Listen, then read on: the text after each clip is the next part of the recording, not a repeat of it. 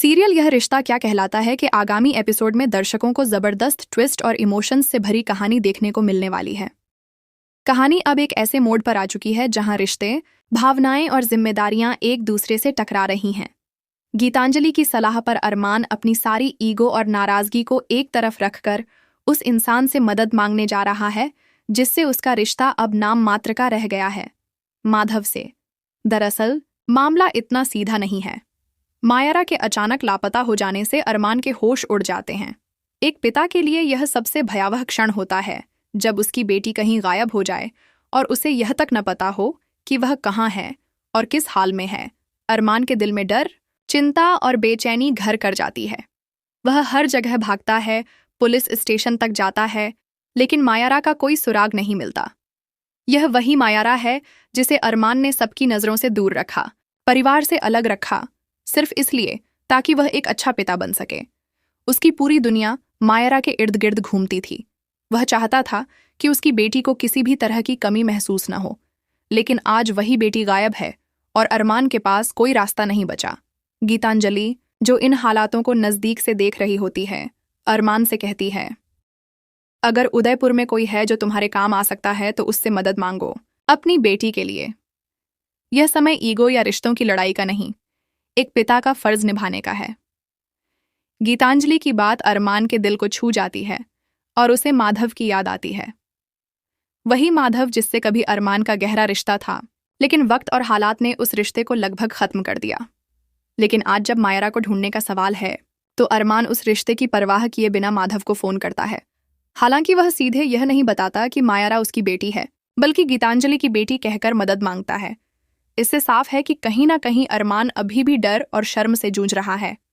वह मदद तो मांगता है, लेकिन पूरी सच्चाई नहीं बताता। माधव अरमान की आवाज़ सुनते ही हैरान रह जाते हैं। उनके भीतर पुराने जज्बात जाग उठते हैं, लेकिन वे खुद को संभालते हैं और अरमान की बात ध्यान से सुनते हैं। जब अरमान मायरा के लापता होने की बात बताता है तो माधव गंभीर हो जाते हैं। अरमान की रिक्वेस्ट पर माधव का जवाब बेहद भावुक होता है। तुमने चाहे रिश्ता तोड़ दिया हो, लेकिन आज भी तुम मेरे बेटे हो और बेटे की बेटी को ढूंढना मेरी जिम्मेदारी है। माधव ये साबित कर देते हैं कि खून के रिश्ते चाहे जितने भी उलझे हों, जब बात अपनों की मदद की होती है तो दिल के सारे दरवाजे खुल जाते हैं। इसके बाद माधव अपने पुराने संपर्कों को सक्रिय करते हैं, पुलिस से संपर्क करते हैं और खुद भी मायरा को खोजने की पूरी कोशिश करते हैं। वे इस मामले को सिर्फ औपचारिकता नहीं बल्कि अपनी आत्मिक जिम्मेदारी मानते हैं। उधर अरमान की हालत दिन ब दिन खराब होती जा रही है। वह खुद को दोषी मानने लगता है कि शायद उसकी ही किसी गलती की वजह से मायरा उससे दूर चली गई। वह पागलों की तरह फोन करता है, पुराने दोस्तों से पूछताछ करता है और हर वह जगह छान मारता है जहां मायरा जा सकती थी। लेकिन इस बार खेल थोड़ा अलग है। मायरा और अभीरा ने मिलकर अरमान को एक जाल में फंसा दिया है। ये सब एक सोची समझी साजिश का हिस्सा है जिसमें अरमान को गिरफ्तार करवाना भी शामिल था। जी हाँ, यह सब इसलिए किया गया ताकि अरमान को उसके किए की सजा मिल सके। अरमान को शायद अब तक अंदाजा नहीं है कि मायरा और अभीरा ने मिलकर यह प्लान बनाया है। वह तो बस अपनी बेटी के लिए बेतहाशा भाग रहा है, जबकि उसे यह भी नहीं पता कि जिन पर उसने सबसे ज्यादा भरोसा किया वही अब उसके खिलाफ खड़े हो गए हैं। सीरियल का यह ट्विस्ट दर्शकों को भावनात्मक और मानसिक दोनों ही स्तर पर झकझोर देता है।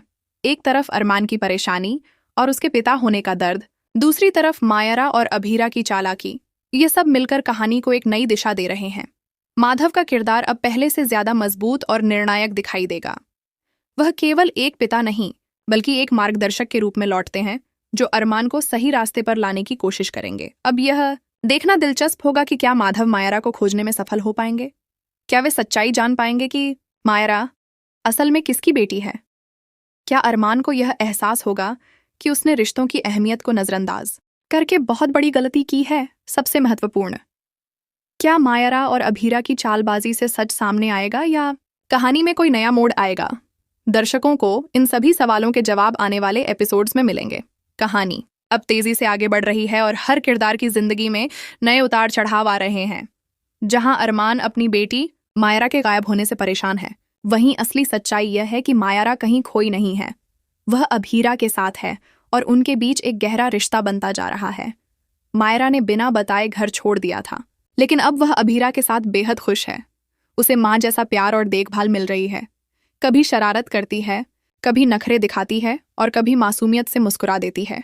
ये सब कुछ अभीरा को बहुत सुकून देता है। अभीरा को भी इस रिश्ते में मां बनने का एहसास हो रहा है। इसी दौरान उसे मायरा के बैग में एक चिट्ठी मिलती है जो मायरा ने अरमान के लिए लिखी थी। उसमें लिखा होता है कि उसने बिना बताए घर से निकलकर गलती की है, लेकिन उसका मकसद किसी को चोट पहुंचाना नहीं था। वह एक डांस प्रतियोगिता में भाग लेना चाहती थी। जीत हो या हार, वह खुश रहेगी क्योंकि उसने हिम्मत तो की। ये चिट्ठी अभीरा को अंदर तक छू जाती है। उधर मायरा, जो अभीरा के फोन से किसी को मैसेज टाइप कर रही होती है, उसे भेज नहीं पाती। शायद उसके दिल में डर या संकोच होता है, लेकिन यह चोरी विद्या देख लेती है और बात धीरे धीरे घर तक पहुंच जाती है। अभीरा मायरा से पूछती है कि उसके मम्मी पापा का नाम क्या है, ताकि वह उन्हें सोशल मीडिया पर खोज सके, लेकिन मायरा जवाब देने से बचती है। यह देखकर दादी सा गुस्से में आ जाती हैं और कहती हैं कि यह बच्ची सबको बेवकूफ बना रही है, जबकि उसे सब कुछ याद है। मायरा फिर से रो पड़ती है और इस बार भी अभीरा उसका साथ देती है।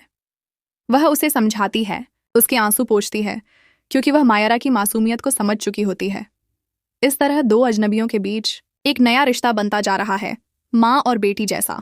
अरमान को धीरे धीरे यह एहसास होने लगता है कि अभीरा और मायरा के बीच एक मजबूत बंधन बन चुका है।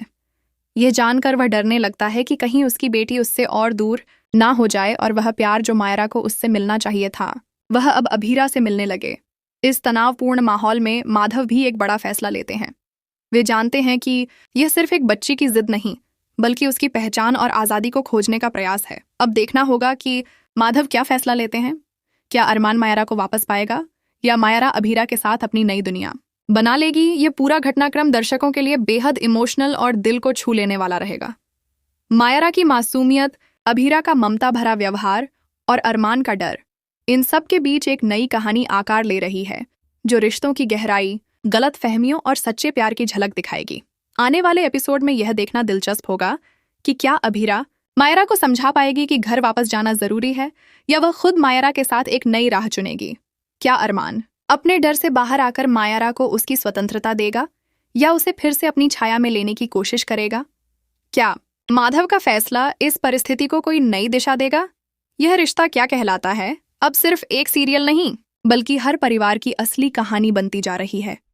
यह दर्शाता है कि परिवार सिर्फ खून के रिश्तों से नहीं बनता, बल्कि उन लोगों से बनता है जो बिना शर्त आपका साथ देते हैं।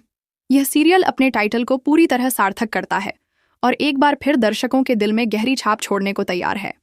अगर आपको यह वीडियो पसंद आया हो तो कृपया सब्सक्राइब जरूर करें, बेल आइकन दबाएं, वीडियो को लाइक और शेयर करें और कमेंट में बताएं कि आपको यह एपिसोड कैसा लगा।